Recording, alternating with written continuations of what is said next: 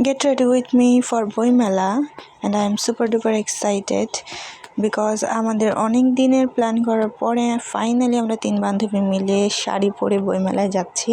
And আমি আজকে এই শাড়িটা পরবো। তো আমি যেহেতু শাড়ি পরতে পারি না, সেহেতু আমি পার্লারে চলে এসেছি, আর এই দিক দিয়ে আমার বান্ধবীও চলে আসছে আমাকে পিক করতে। তো ওকে নিয়েই পার্লারে চলে এলাম অ্যান্ড শাড়িটা পরে নিলাম। তো এই তো আমি শাড়িটা পরে একদম বাড়িতে চলে এসেছি। এখন আমি মেকআপ করব।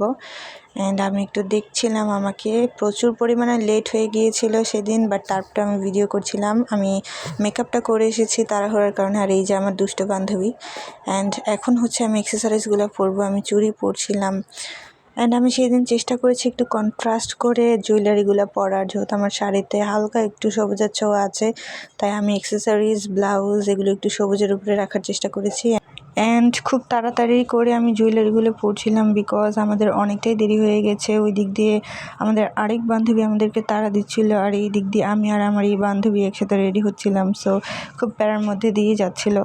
অ্যান্ড শাড়ির সাথে আমি এই জুতোগুলো পেয়ার আপ করবো। So that's my final look. আমি লুকটা খুবই সিম্পল রাখার চেষ্টা করেছি।